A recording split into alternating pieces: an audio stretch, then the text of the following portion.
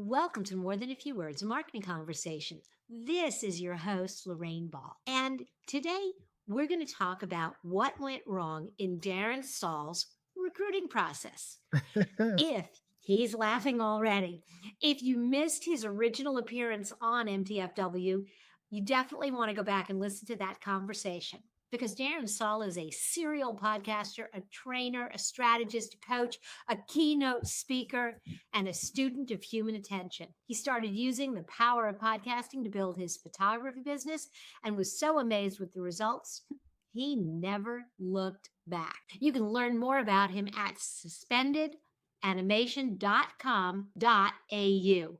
But for now, we get to talk to Darren. Darren, welcome to the show. Thanks for having me back, Lorraine. Always a pleasure to be here. Thank you for that lovely introduction. It is so nice to have you back, and I have really enjoyed on the What Went Wrong series. I only invite people back that I really liked talking to the first time. Well, we had so much fun, but this time we're going to go off in a different direction, and we're going to talk about your other business, your work as a IT recruiter. Darren, what went wrong? Good. Okay. So as a quick backstory, I've been recruiting for over 25 years in IT, and I've built great relationships with lots of great clients.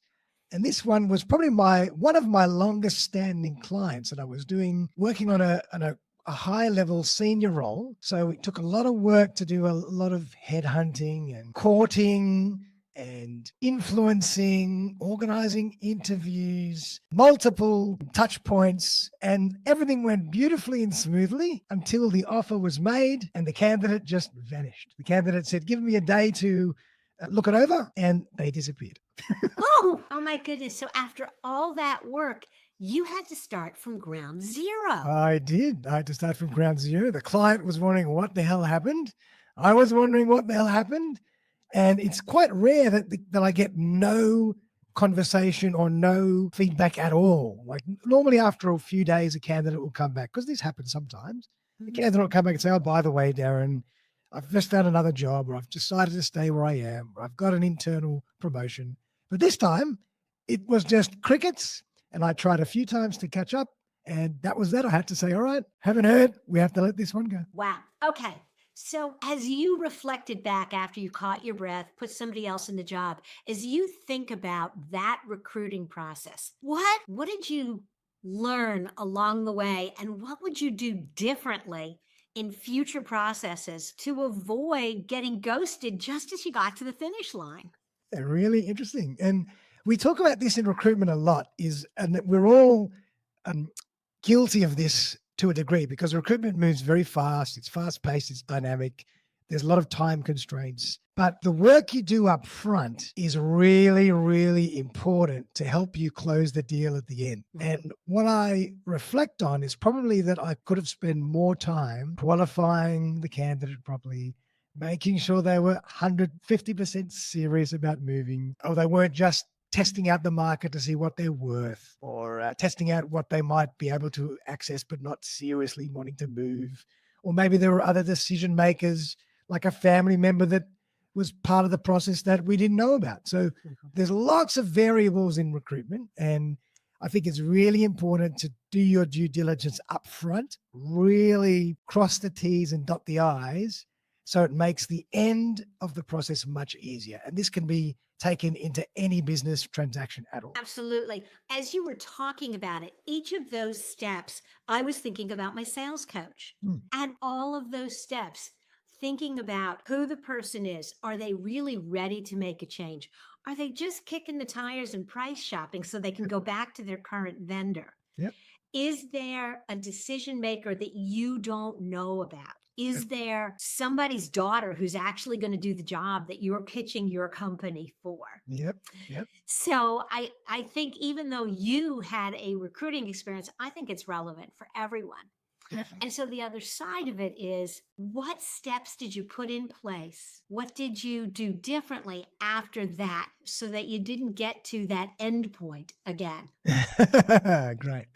And it really comes down to being aware of conducting a very professional process from the get-go and qualifying, spending a bit more time to really understand a candidate's motivation, or a buyer, I'll just call it a buyer's motivation in this case, to really understand what's going on behind the scenes, who are the key players, are there any other extenuating circumstances that could be part of the process that you don't know about, and try to do that to the best of your ability so you can avoid these things.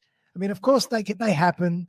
Sometimes you move quickly and you can't do everything, but the key is to be aware to do as much as you can when you have the time. I think you hit on a word that I think is really important, and that is process. That you don't attack this randomly, but that you have steps and gates that you go through, again, to keep qualifying that candidate or that customer and protecting you from just wasting a ton of time. Absolutely.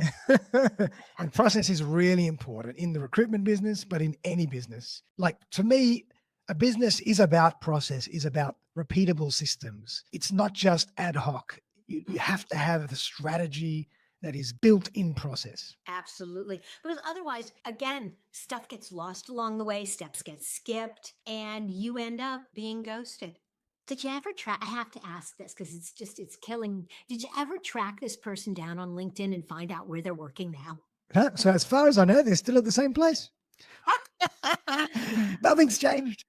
Oh, wow. Well, okay, that was their mistake. But Yep. So it's one of those weird situations that just you wonder, who knows? yes. Well, and it's funny because they burned a bridge that they may not even realize that they burned. But if they try to apply for another job and you happen to be on the recruiting team, it's going to be ugly. 100%.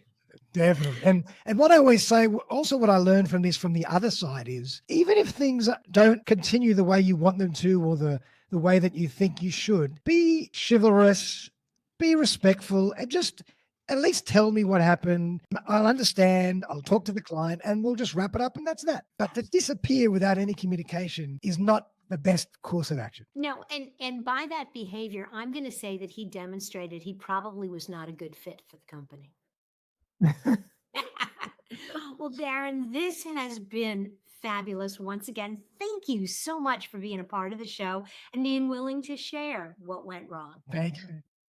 Pleasure. And if you've enjoyed this conversation today and you want to learn more about Darren, be sure to hop over to suspendedanimation.com.au and check out the things he's working on. Also, if you're looking for more marketing tips and conversations all under 10 minutes, be sure to hop over to morethanafewwords.com. Subscribe wherever you listen to podcasts and share this episode with a friend. This has been another episode of More Than a Few Words.